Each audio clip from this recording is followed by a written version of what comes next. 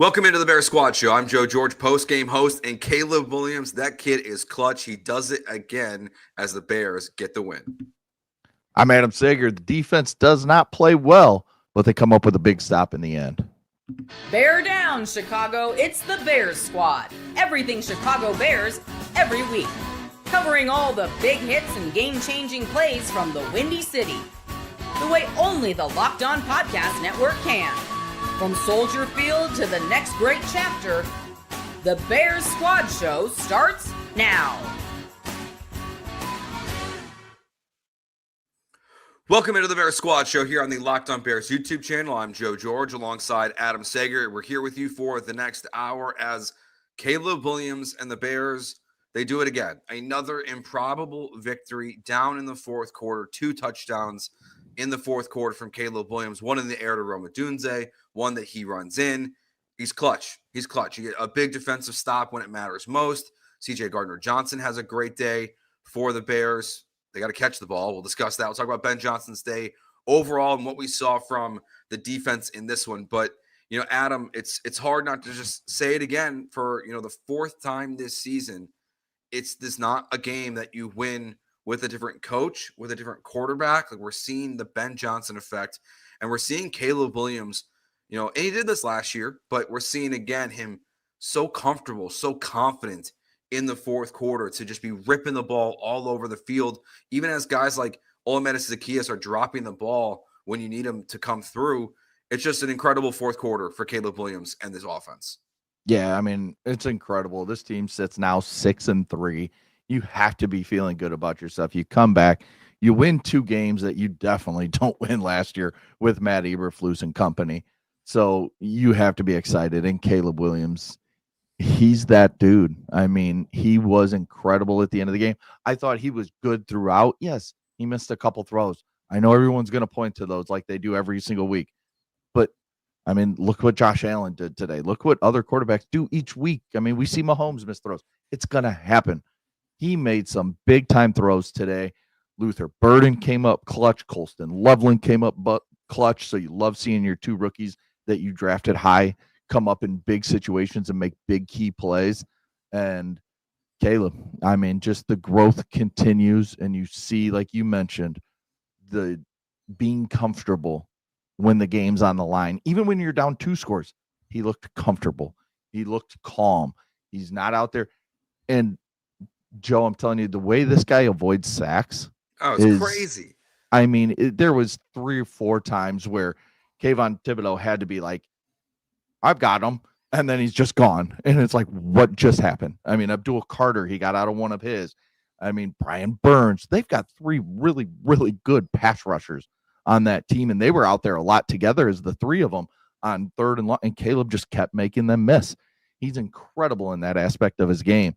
And he just keeps making throws, man. And there, he's got some throws where you're like, just run the ball. But that's Caleb. And it's something you live with. If he can continue to grow and the game slows down a little bit more, and those big-time throws that maybe they're just missing start connecting, things are looking really good right now for Caleb Williams in the offense, I think. Yeah, it's like even there's one where, you know, it's the pass interference to Rome Odunze, where he that would have been a touchdown. Yeah, and like honestly, I think Rome could have caught that, and you know, James Odunze's got to be happy with the performance for Rome today. Got a lot of targets, so I guess, you know, shut up, James. Put a pin in the tweet. It worked. Yep. But like, he got the ball early and often in this one. But that throw was, you know, even though again there was pass interference on it, it was right on the money, and Rome could have caught it, but you know, didn't matter because the interference helped you. But that last drive, again, just sitting in the pocket, ripping it, and just throwing these fastballs that are just right to his guys. It's their money throws. It's the evolution for the Bears now is take what you're typically doing in these games on the first drive when your plays are scripted, and take what you're doing in the fourth quarter when chaos is unfolding, and do more of it in quarters 2 through like the beginning of the fourth. Like, they just got to find a way to play a more complete game. And that's why even like a day like today, like, yeah, the Giants are not a good football team. It doesn't matter. It's the NFL. As Ben Johnson said last week, don't apologize for a victory. You came back down 17-10 or 20-10, and you win this game 24-20. You needed big time plays from your players offensively and defensively, and they're just getting it. And it's you mentioned Burden. I want more Luther Burden. He's hard to tackle, man. Like every time he touched the ball, it's like they're fighting to get him down or out of bounds. You can't say enough good things about him on those last that last catch he had. He caught at the 26. He went down at the 19. He got hit at the 26 by two guys, and he carried two guys 7 yards after the catch. I mean, so what he's doing has been really fun to watch. And like you said, and I know we're going to talk more about the drops, but Zacchaeus continues to drop the ball in key moments or on big throws that give you a chance to score points, and he continually drops them. Now, Rome's got his issues as well, dropping the ball, but he makes big plays as well. Zacchaeus ain't doing that. So, and I think you saw Burden out there a little more as this game went on. And hopefully that's clicking with Ben, that this kid is ready to step up and be a big part of this offense. You don't need Zacchaeus as much, especially with what Loveland's doing as well. Because you can use Loveland as a wideout and still have Cole Kmet in line or Durham Smythe blocking in line, however you want to do it. So the Zacchaeus snaps have to start dropping, and Burden snaps have to go up because that kid is a playmaker. We saw it. I mean, we saw it in high school, down here by me. He's at East St. Louis making all these plays and state championships and stuff. And then he goes to Mizzou, continues it. And now you're starting to see it in the NFL. The kid's a playmaker. Yeah. And you mentioned Loveland. I mean, multiple big catches on those last two drives where he's another one of those players that, like you mentioned with Rome, he's coming through when it matters most, not just last week, but now this week. And yeah, it's kind of quiet throughout the game for Loveland. He's not having a huge monstrous performance, but when Caleb has needed someone to be consistent and open and then move the chains, he's been able to do that with Colson Loveland. And I want to give credit to Cole Kmet too, because that play, that touchdown run is really, it shows to me someone that is a veteran that really understands the quarterback that they're playing with. Because as Greg Olson pointed out in the broadcast, Cole Kmet's open. He's open there at first, but he can tell looking at Caleb Williams that he's not going to get the ball. And he turns up field and he starts blocking and he leads Caleb Williams into the end zone. Like that is such a veteran savvy, great play by Cole Kmet, a guy that's gotten a lot of grief this year for the penalties, but to come back after being in concussion protocol, that was a fantastic moment for Cole Kmet. So both your tight ends played really well. And it's funny you mentioned the run game too. Everyone wants Caleb to run more, and well, he kind of showed you why, like in those last two drives, but he's running, I think, when it matters. Yeah. And when he really feels it's necessary. The athleticism is impressive. And honestly, it should have been 2 rushing touchdowns. If he didn't stumble up there, he's getting to the end zone. So those last 2 drives had a little bit of everything that you could have wanted. Yeah. And I think, when you look at it, and one thing that really stands out with the way this offense is moving today, DJ Moore, 4 targets, 0 catches. And this offense was humming in the second half. You saw it start to come alive. And they didn't get some points on some drives where I think they should have. And the conditions today also changed the score. A lot of times, okay, we're going to kick a field goal here. Well, in these conditions, you can't. When you get in Soldier Field and it's snowing and blowing and it's like just a oscillating fan in there that's just blowing straight up in the air. So it's hard to kick in those conditions. So they had to go for, and I think it was 6 turnover on downs between the two teams today. That's the most in the last 25 years, as was said on the broadcast. So both these teams knew that field goals weren't really an option unless you were real close. And the interesting play, going back to DJ Moore, was he's not a part of this offense right now. And part of that is his routes. His routes haven't been great. Part of it is, he got that deep throw and it was out of bounds and he wasn't going to make the catch, but the only time you ever really see him in is when Caleb scrambles a lot. And it's just, he's not getting open for whatever reason. And I think it's going to be a lot easier with Burden coming along that you look to move DJ Moore this offseason.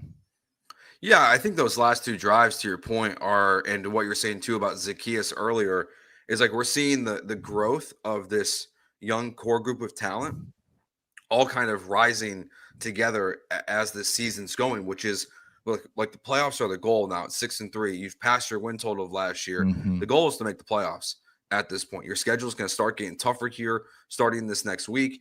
But you also like the overall goal for this season is growth. And it's not just Caleb Williams. It's Rome, it's Burton, it's Loveland, it's Monunga, it's Theo Benedict.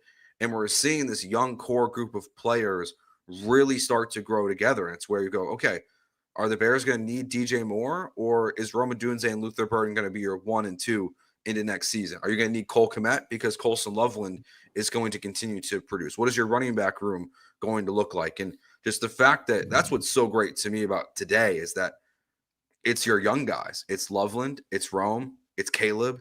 I mean, Monunga's getting good carries there. Like, your young players are the ones that are driving you down the field on those two possessions.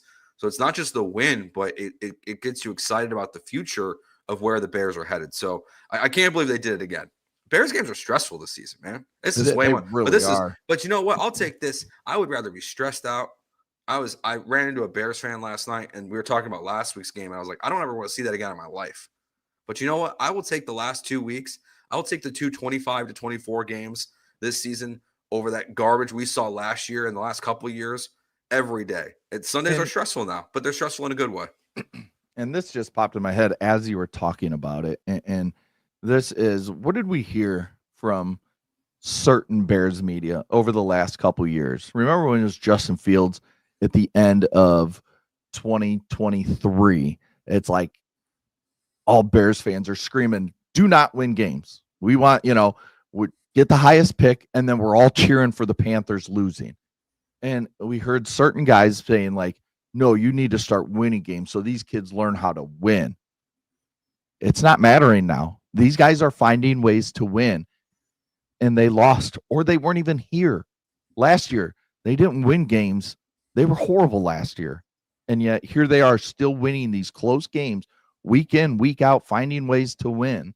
And that's when it comes back to, if you have good talent, you have a good coach, which the Bears didn't then. The Bears didn't have talent. The Bears didn't have a good coach for the last few years.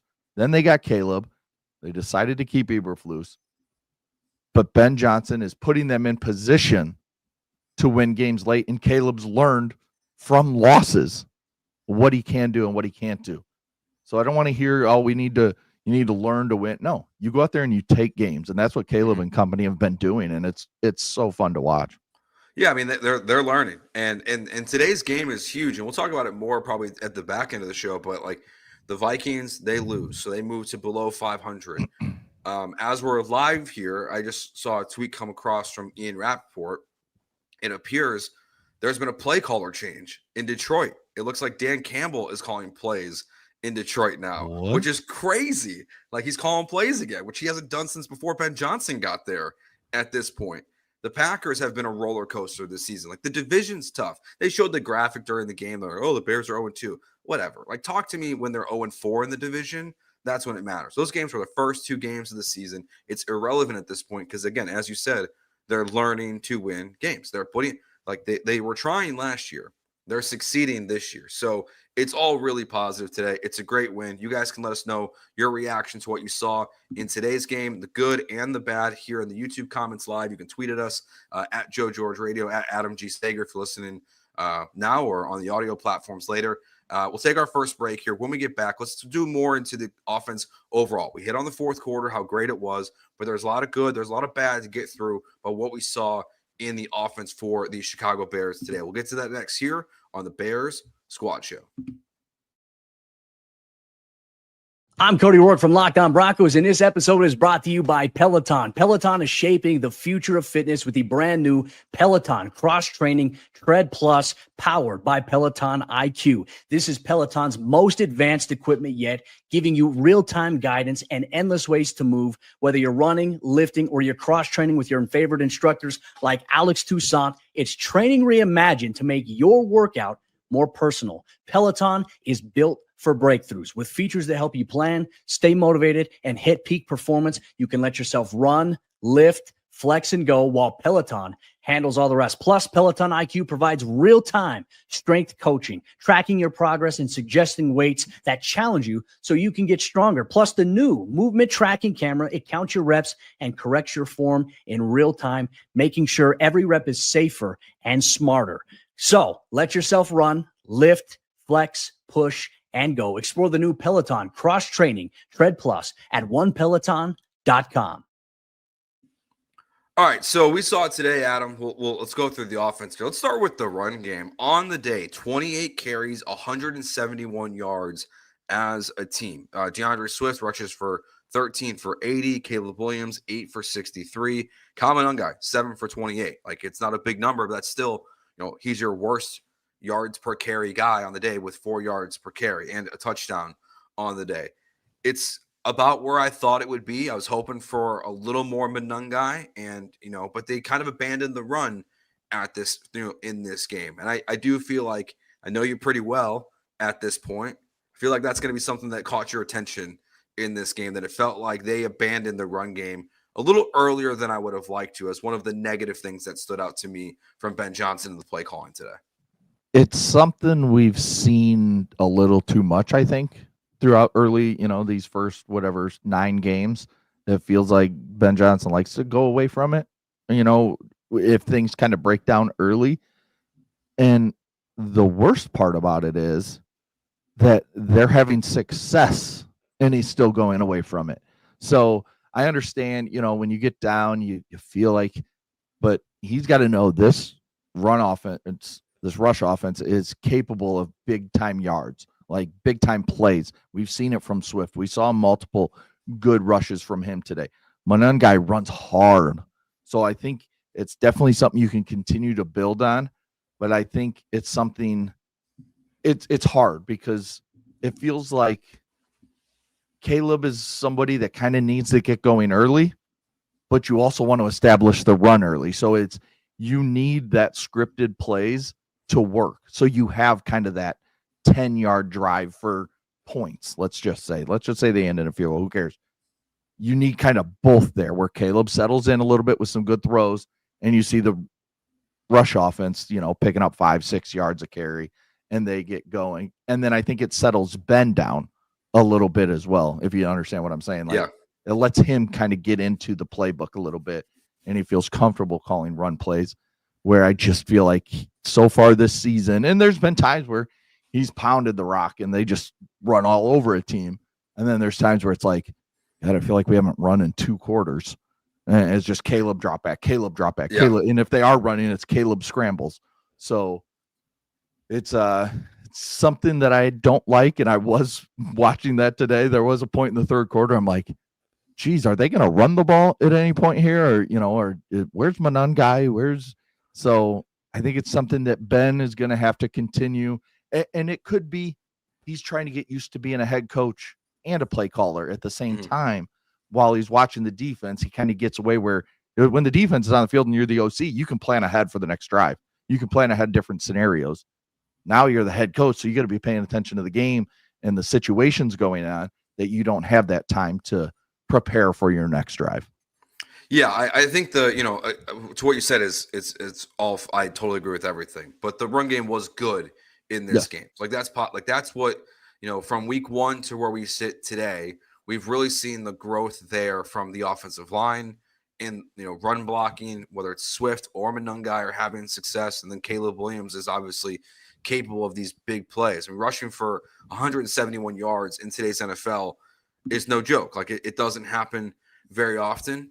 It feels like it's just not as much of an impact across the league right now, but the Bears have really made it a point of emphasis again. And I think, it's funny, like, this was kind of Ben Johnson's first kind of welcome to Chicago game also. Like, I think that's important to keep in mind, where I think he did a good job for the most part in the elements. I think Caleb did a good job in the elements. Like, you're seeing the snow falling down, which is crazy to me. Like, because obviously I don't live in Illinois right now. Right. So like, I'm like, it's gonna be 65 degrees when I walk outside. It's snowing in Chicago. And I thought they did a good job with like the snow, the wind, The field conditions didn't look great before the games. We saw the reporters tweeting it out. I thought the first game of the elements of Ben Johnson, because that does matter. When you think about being a successful Bears football coach, you got to be good in the snow, or at least until you get a dome. Well, and that's where, too, when you talk about the run game, that's something you want to establish in this type of weather, that if you can run the ball in this type of snow, or, you know, even just kind of the cold rain that we get sometimes here in Chicago in these later months, that you got to be able to run the ball, and you can't let a small, because it's not like this game was ever like, oh, we're down 17 points. Ben Johnson's not thinking that. He's thinking it's a 10-point game. I could still run the ball here. I could still do this. I mean, Joe, they got the ball back with like 10 minutes left. And I'm like, there's a lot of time. And I think they punted that drive, or they went for it on fourth and didn't get it. And then they still came back and won. So you can still run the ball. And I keep feeling this every week. Any game I watch in the NFL, it feels like the team is on their own 40 before you blink with these new kickoff rules. Yeah. I feel like, well, except for the Bears. Right, exactly, because Devin Duvernay just runs into the wall every single time, but whatever. But yeah, it's just like, it feels like they're right there. So scoring comes so fast. And even that last drive, like, boom, it felt like they were right there, because, you know, he kicks it back and it's what, at the 35 or 30, whatever it comes. I still don't know the rules exactly, but then they're there and it's like, damn, they're almost in field goal range. Now they needed a touchdown, but when the Bears were going, they got that bad punt, the shank punt. They started to 48, and it's like one play, you're close to field goal range.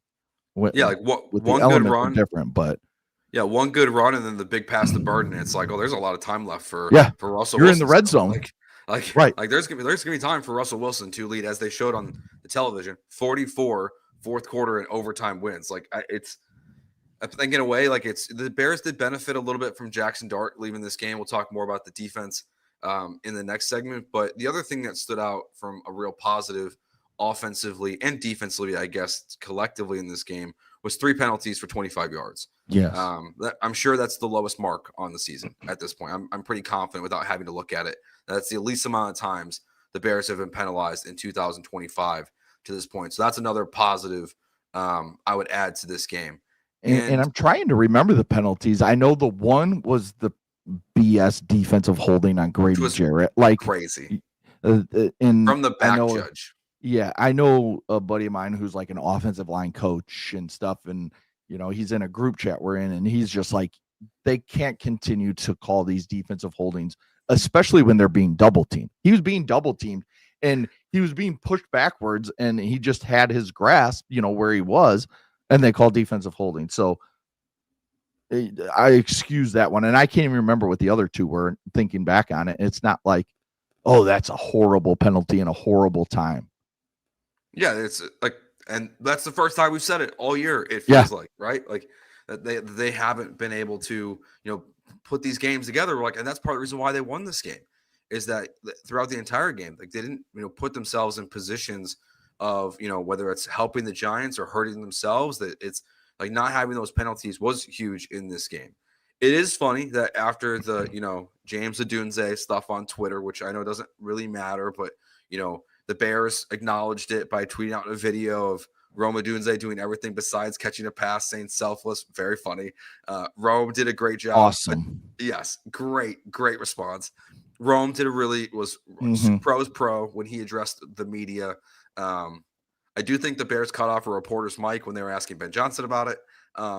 But after the complaint, 10 targets, 6 catches, a touchdown, and he was actively involved in this offense.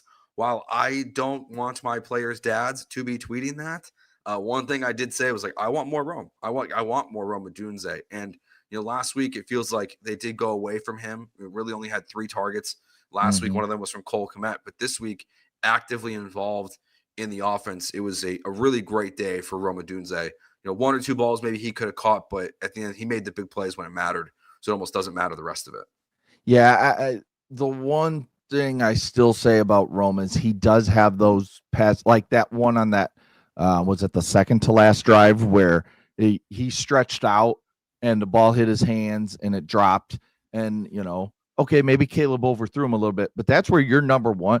It's okay to leave your feet and dive to catch a ball. We've seen plenty of receivers do it in our lives. Like, it's okay to do that every once in a while. And that's where I feel like he's still, and maybe he's still growing as an NFL player. And I think in a year or two, he's making those catches, maybe even later this year, hopefully. But that's one where you got to know the scenario of the game, the situation where we need yards. If you're Rome Odunze, you're telling yourself, we need yards.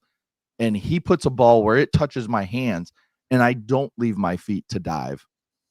I have to make that catch for my quarterback. Caleb put nice touch on it, overthrew him by a half a yard. You got to come down with that. And then that's the next play where Loveland made a great catch by adjusting to a throw that Caleb had to scramble on. And that's where you want to see Rome take that next step to be, he could be a very, very, very good wide receiver in this league.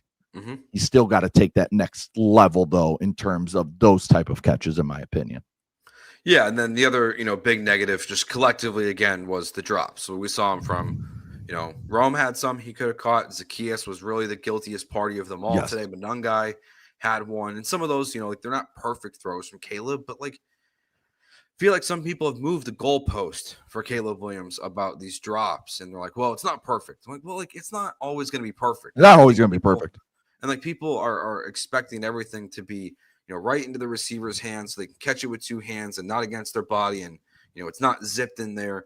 There's drops that are forgivable, I would say. Like the one, DeAndre Swift on the sidelines when Caleb Williams was rolling out to his left and he whipped it to DeAndre Swift. Yeah, he dropped that. But I wouldn't even call it that a drop, but I get what you're saying. Yeah. It's going 100 miles an hour. I'm going to give DeAndre Swift a pass for that one. And he's got to reach backwards to try and catch. That's a tough one. But the drops, if the Bears would have lost today, would have probably been the lead story, it feels like, of today's postgame show of just it costs you. It costs you in big moments. It wasn't the penalties today.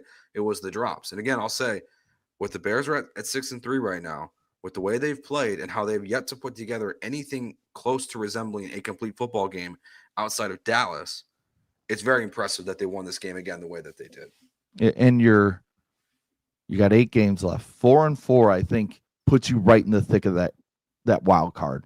Yeah, it's not winning the division, but who cares? Just get in the playoffs. I think that's a step for this team in year one of Ben Johnson.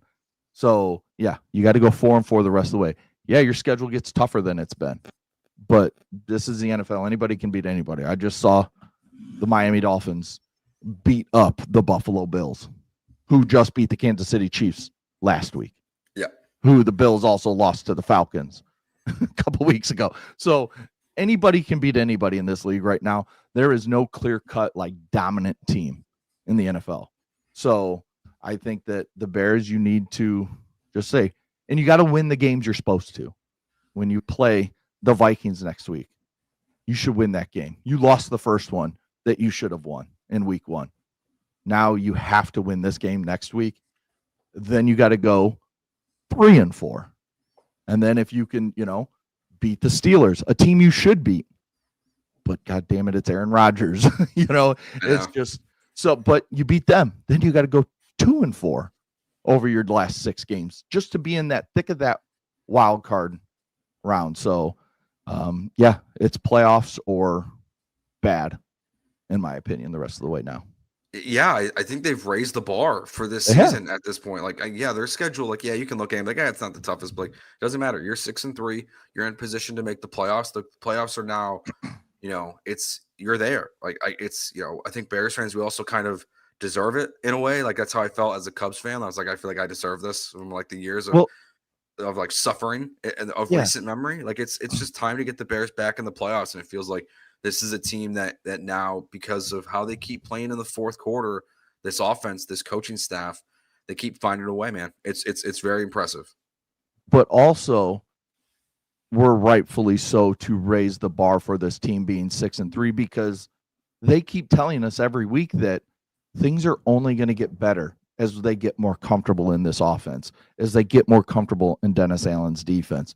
Now, I didn't think Dennis Allen had the greatest called game today, and we'll talk about that, but I feel like they are telling us, at least Ben Johnson, Caleb Williams, when they speak, They're telling us that the best is yet to come. Okay, well, your teams you're playing, the best is yet to come. And now it's time to put up or shut up. And the fact that you're now 6-3 and, 4 wins probably puts you in the playoffs in the NFC.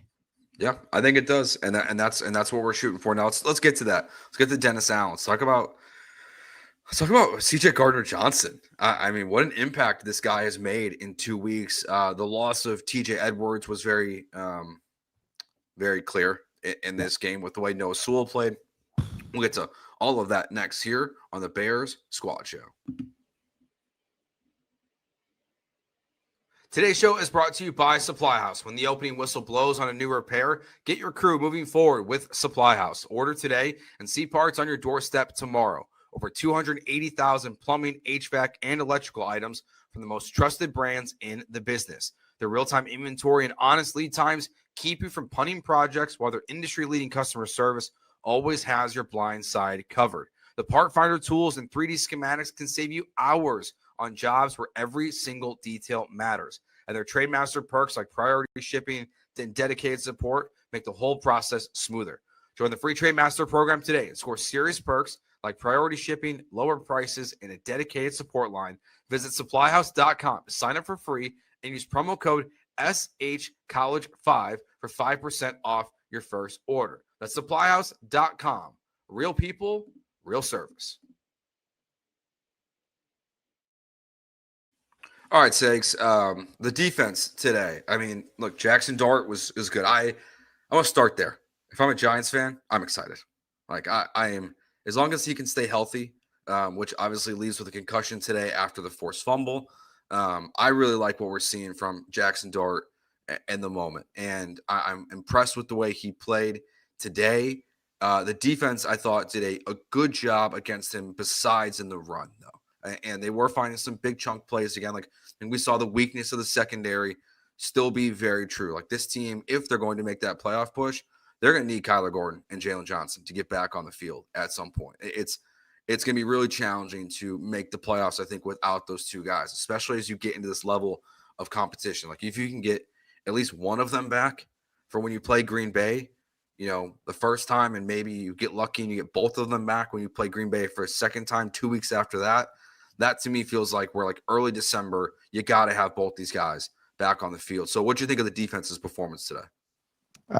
I wasn't overly impressed. I thought Jaxon Dart was kind of doing whatever he wanted and in a limiting fashion. It wasn't like they were hitting big play after big play, but his feet killed him, especially on a couple touchdown runs. They were running, as I think Greg Olson pointed out, just kind of high school style QB keepers out of shotgun. And it's something, I was at a high school playoff game yesterday. I saw from my little cousin who plays quarterback. They were running the same kind of concepts when he would do a quarterback keeper. So I think it's interesting that CJ Gardner-Johnson came in and he played a lot. And he played well, I thought. He had his moments where it was a struggle as well in pass defense, but I thought overall he was a positive impact on this game.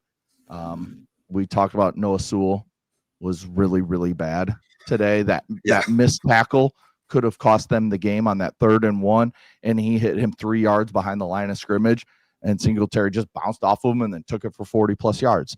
So there's some good, there's some bad. Stevenson, I thought, was good today. Early on, got burned a couple times, but played better. He did early, yes. The game. Better as the game went on. And it's nice to see Austin Booker making plays. I think he adds an element to this pass rush that they've struggled with all year long. So some good, some bad. And yeah, you're definitely, if you can get Kyler Gordon back and allow CJ Gardner-Johnson to kind of play the more role of just that guy that comes in and can kind of fit in anywhere where he's more valuable, I think that takes that defense to a whole nother level as well.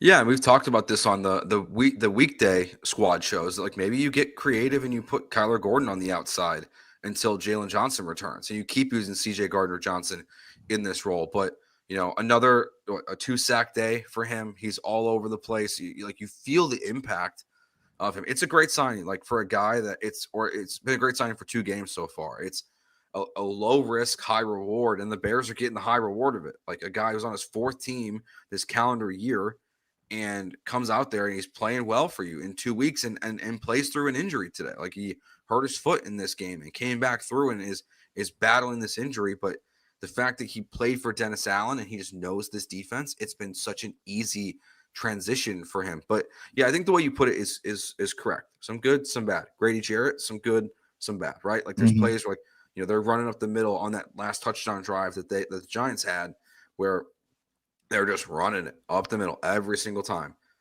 But when you need it, Grady Jarrett's out there. He reaches his arm out and grabs Russell Wilson and stops him in his tracks. It's like I still don't know how he made that play. Like, it was funny. Like, Adam, like you got two 10-year-old boys right now? That's what I think you would do. Like your kids, that's what I would do to my 4-year-old. Yes. Like, if he's running past me, I'm like, hey, no more. Grab him. Yeah. No more Halloween candy. Come here. Like that's what Grady Jarrett did to Russell Wilson in that moment. So yeah, some good, some bad all over the place. I think Jaquan Brisker kind of in that category too. So still some really impressive plays at the line of scrimmage, especially the one there in the 4th quarter, the big stick on, I think it was on Tracy in the moment. It might have been Singletary, but just a lot of good and bad from this defense. And you know, Montez Sweat got another sack in this game. Like he's not an elite pass rusher, right? But every week, the last like 4 or 5 weeks, he's getting to the quarterback. You're feeling the impact of Montez Sweat. I feel much better about him today than I did at the start of the season as well. So not a perfect day, but a solid day for the defense. Yeah, and what did they need? I mean, the Giants were driving. They were about to go up 3 scores, and they get the turnover. And that's what makes this defense at least a little dangerous is they come up with turnovers. And it was just a simple hit. It just put a shoulder on the arm, and it popped the ball out in these elements. And that's, you know, part of Jaxon Dart's learning. You know, he's playing in New York. He doesn't play in a dome. He's got to learn that, you know, in these slippery conditions, you got to tuck that ball a lot harder than he had it tucked because it was just a little hit and that ball popped out. And that was the play that turned this entire game because it forced the fumble. It kept them from going up 3 scores. And what else did it do? He bounced his head off the turf and was concussed and had to come out. And then that offense was lost with Russell Wilson. Russell Wilson is bad. So that definitely helped the Bears come back in this game. The fact that Russell Wilson had to finish this game and not Jaxon Dart. All right. I have a request for the Bears defense. If Edwards is out, can we try this Ruben Hippolyte kid? He got hurt again today. Did he? He got hurt. I don't know if he went out of the game, but he was. I saw them put up an injury designation for him. I think it was questionable to return. I want to say it was in the 3rd quarter, but he's not even on my mind. The fact that video is out there of Ryan Poles being like, they're not going to know what hit him, or they're not expecting this when he's sitting in the draft room and then he drafts Ruben Hippolyte. Yeah. Like, what the heck is going on? Like, but like he's got to be better than him trying to be too cute in a draft, and that's where it's hurt him with Torrey Taylor, with Hippolyte. I mean, you have to use these picks as not because Hippolyte would have been there in the 6th round probably. Yet you're trying to be like, watch how good I am. No, take a good player that's sitting there and take your guy that you love so much in the 6th round because he was an undrafted free agent by most draft nicks. And that's the one thing that still drives me nuts about this team. And I don't think we've done a show since the trade deadline. I'm so happy that Joe Tyron, whatever the hell his name is, was the only move they made. Yeah, and he was, I mean, we saw him a little bit out there. Like he didn't make an impact on this game. Like no. I think he got cut block on one play. Yeah, on that 4th down where Dart kept it and just ran around the side. I feel like when I did see him out there, because I had to like look up his number because I couldn't. Yeah, I was not sure who 93 was. Hey, it took me a while to figure out 35. I figured it out right away, and then I saw it again. I'm like, who is that?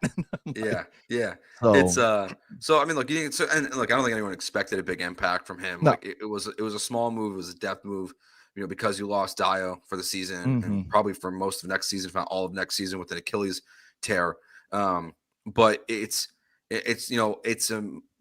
the Bears the one thing I would like to see them do going forward is maybe it's time to bring in a crop of guys that are, free agents or on practice squads that can play the linebacker position and try someone. Because if TJ Edwards is out or Edmonds is out this year, like we've seen when they've not been on the field, that it's been a real struggle at the linebacker position. And without Edwards today, you were feeling it. And next week you play Aaron Jones and Jordan Mason.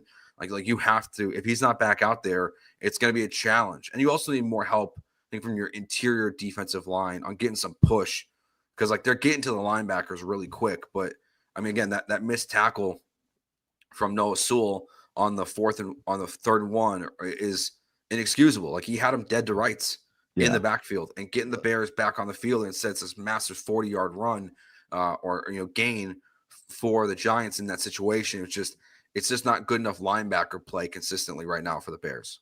Yeah, and let me throw something at you. So you have Noah Sewell, who's your guy when TJ Edwards is out. Just based off the roster, he's your guy. So where is he good? He's good in the run game, early downs, trying to make a play, stick your nose in there and hit a ball carrier. What if we, and this really only works when Kyler Gordon is back healthy, but passing downs, 3rd and 8, get him off the field, bring Brisker down into the box, have CJ Gardner-Johnson play your safety role, let Kyler play the nickel and do that kind of stuff. So I think they have the personnel to make it work. Now, will Dennis Allen do it? I have no idea. I'm just a guy on a podcast throwing it out there. But I think you could use Brisker in that Jamal Adams role that he's playing with the Raiders since he got there, where, he's up and down, kind of playing like a hybrid linebacker / safety. And that's what he's played his last few years in the NFL, because he's not the fastest guy, but he can hit still. He can make plays in the run game if you need him. And I think that's Brisker. Brisker's got that same type of makeup as Jamal Adams.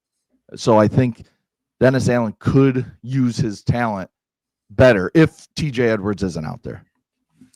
I think even if TJ Edwards is out there, I was honestly just thinking that.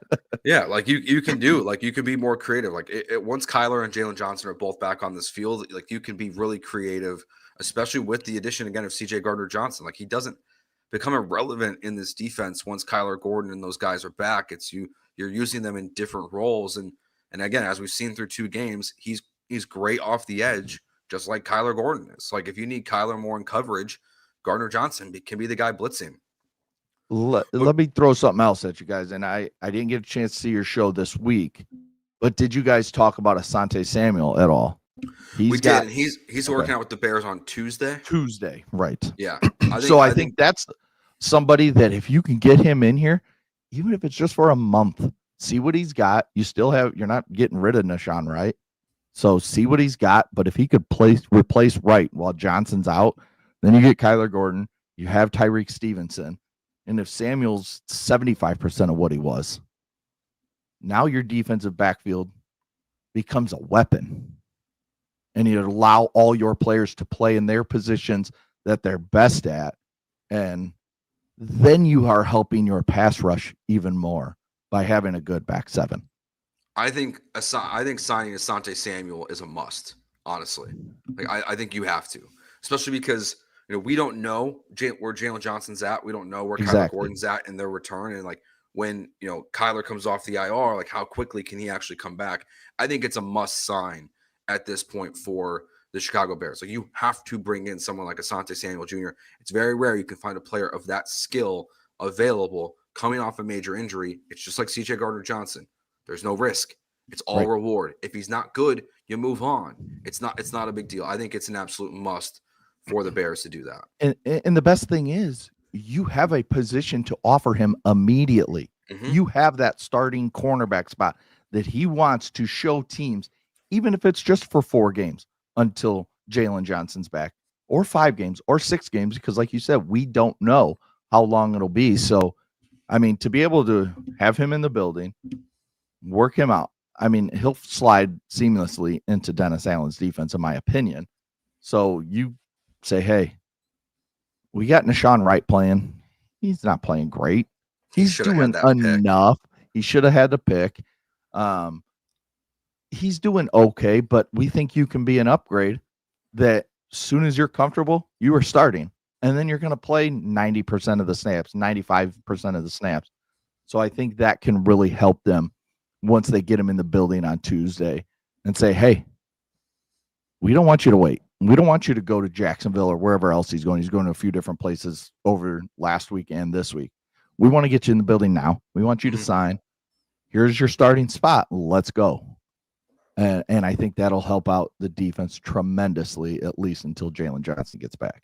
Yeah, I think it's a must. I think it's an absolute must for the Bears, and just to keep trying. Like they have not brought in corners this year until Kyler Gordon got hurt again. When they brought in C.J. Gardner-Johnson, like it's the opportunity. It's a great one, and it's a great fit for him. Like you want to try to win, you want to show yourself. Like you were saying, like you're going to have an opportunity to play for the Bears and show the rest of the NFL going into the next offseason, like what you can do and show that you're healthy, that you're there, good to go. Like if all the medicals check out, I think it's an absolute must signing for the Bears on Tuesday. Don't let them out the building. Like you can't do it. All right, we'll take our final break here when we get back. We'll get our final thoughts on the Bears 24-20 win over the New York Giants. The Bears now 6-3 on the season. We'll get to that next year on the Bears Squad Show. The Locked On Bears podcast is brought to you by FanDuel Sportsbook. We're all enjoying the NFL season so far, but the NBA is back, and there's no better place to get in on the action than FanDuel, the official sports betting partner of the NBA. Even if you missed the start of the game or you want to ride that hot hand, FanDuel has live bets on everything from who will score next to fourth quarter comebacks. Plus, you can even combine your live bets into a same game parlay for a shot at a bigger payout. It keeps everything exciting, especially when your team is the one making that late push. Right now, FanDuel is giving new customers $300 in bonus bets when your first $5 bet wins. So go to FanDuel.com to sign up and play your game with FanDuel, the official sports betting partner of the NBA. All right, final thoughts here on the Bears Squad Show as we discuss the Bears win over the Giants. I want to kind of go back to Caleb Williams again here just for a little bit, for me at least. He is just, it's remarkable, I think, the development we've seen over the last two games and what he's been able to accomplish in these moments. And again, I look back at last year and say, okay, Caleb Williams did his job. He put the Bears in position to beat the Washington Commanders. He put the Bears in position to beat the Green Bay Packers before the blocked field goal, with the Lions before the timeout disaster with Matt Eberflus. Like he was getting his team there. This year, we're just seeing that. I don't know if it's just the level of confidence that we're seeing because of Ben Johnson collectively with this group. But again, to have, now 5 wins this season or 4 wins this season that are absolutely stunning. I'd like a couple wins that are a little easier, but you've got the 2 25-24 wins, the Bengals win, and this win. Like they just keep finding a way. They're a fourth quarter team. And that to me is more important than anything else that happens in quarters 2 and 3, is that your quarterback and your roster and your offense and your defense are coming through when it matters most. This team's clutch, and it's impressive how clutch they've been again in a day like today. Yeah, I think it also, you bring up Caleb Williams, just his trust in the 2 rookies from today's game really, I think, is something to look at and be very excited about. That relationship he's building with Rome Odunze, that's getting better and better as we move along. I think that's exciting to think about.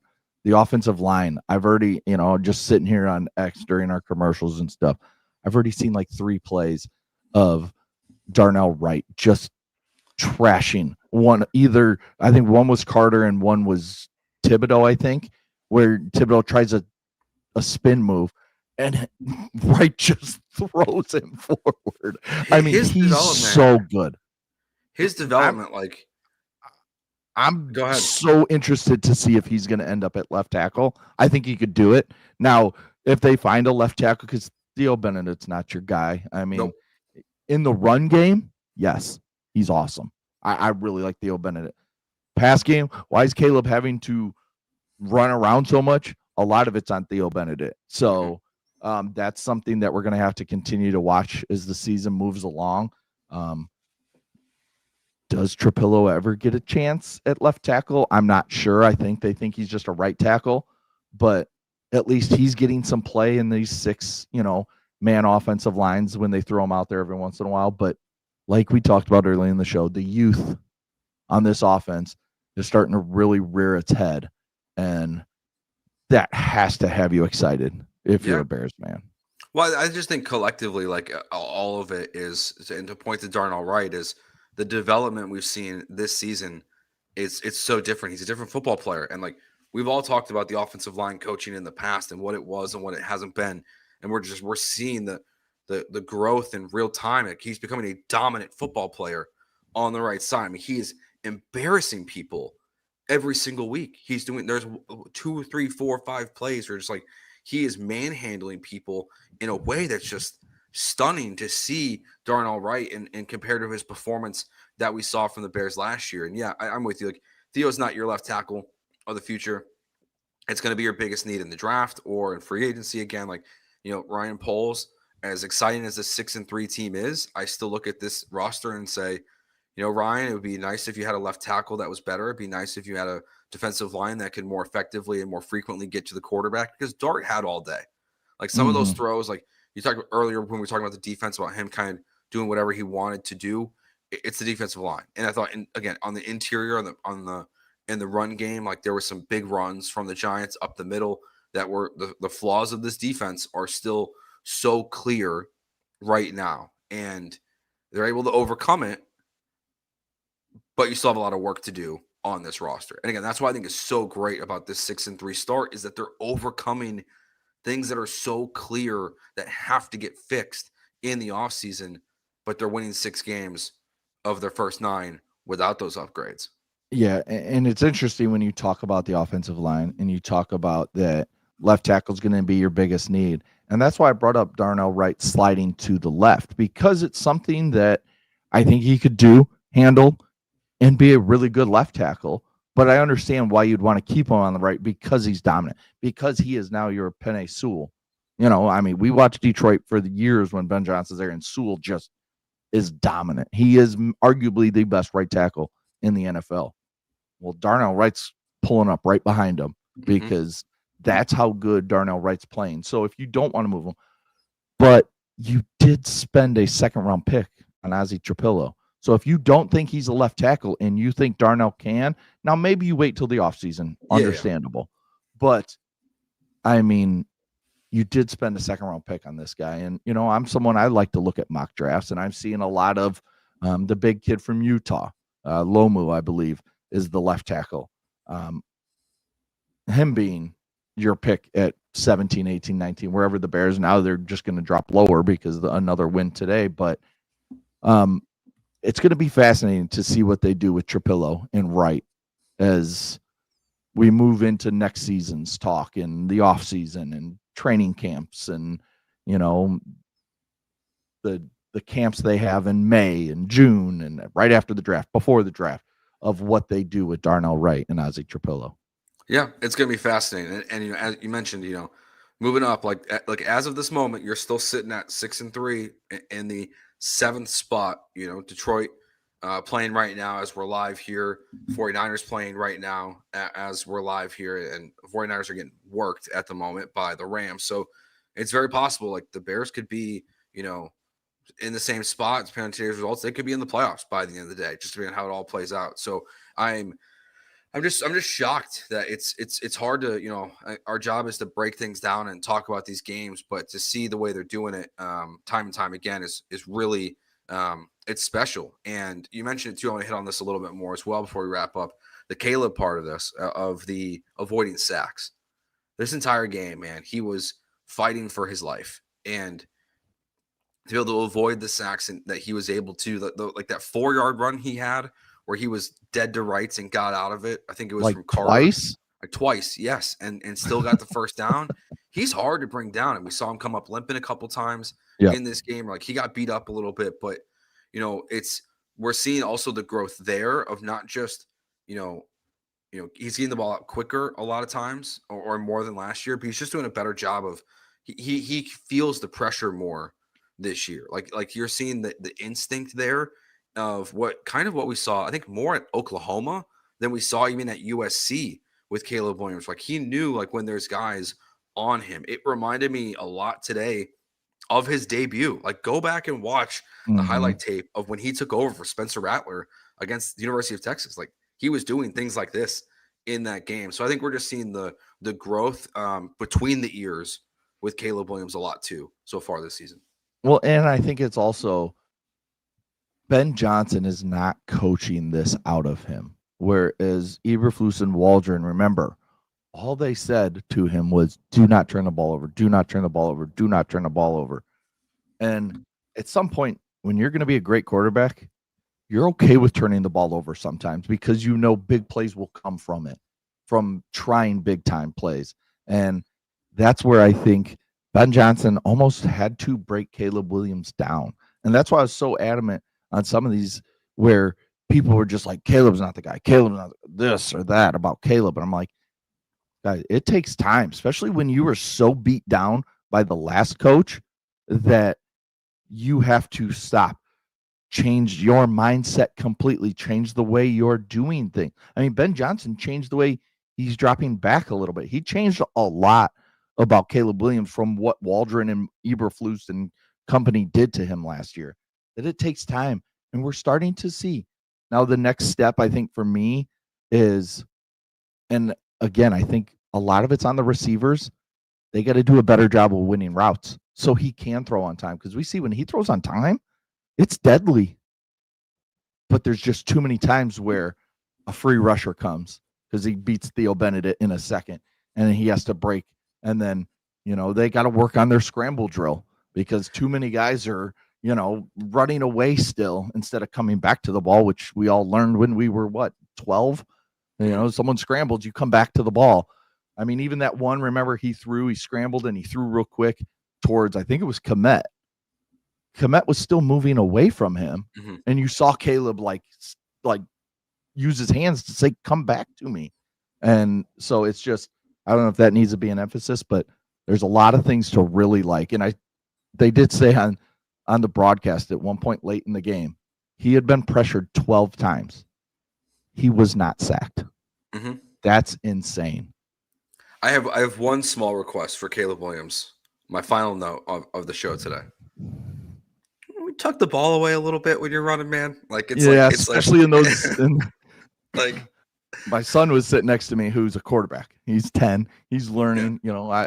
I have him watch all these games and just learn from all these guys how they do stuff. And he's like, why is he running with the ball out like that? And I'm like, don't even look at that. You just tuck that ball and run. Yeah, it's just do not learn that. Small request, Caleb. Like, I feel like that's gonna bite you at some point. The run plays are great. Like, you should have touchdowns if he didn't trip up. But it's like when he tripped, I was like, oh, I could see the ball coming out in the moment right there. Like, just tuck it in a little bit, please. That would be my only request from Caleb Williams. Yes, I'm with that. But I mean, if you're a Bears fan and you're not excited sitting here at 6-3 after what Caleb and company just did to win this game, after what they did last week, putting up, 500 plus yards? Mm-hmm. Like, if you're not excited, then you're just basically at that point where you just hope everything fails all the time so you can complain and just be unhappy as a Bears fan. Mm-hmm. Because this is the most exciting time right now that we've had in years. Since 2017. Yeah, 17, 18. Like, it's definitely the best time for sure. All right. Well, the Bears are 6-3. Another big win this week. We'll be back with our midweek squad show on Wednesday this week. You can still catch me filling in for Lauren on the daily Locked On Bears podcast this week on Monday and Tuesday before he returns to the country and gets back to talking to you guys every single day. Remember, hit that subscribe button here on the Locked On Bears YouTube channel. We'll also be back with you guys next Sunday after the next Bears game, after they take on the Minnesota Vikings. So thank you all for watching, listening on all of our audio platforms, Apple and Spotify. And thank you for making Locked On Sports the #1 sports podcast network. We'll talk to you guys next week. Enjoy the rest of your weekend. Have a good one. Peace.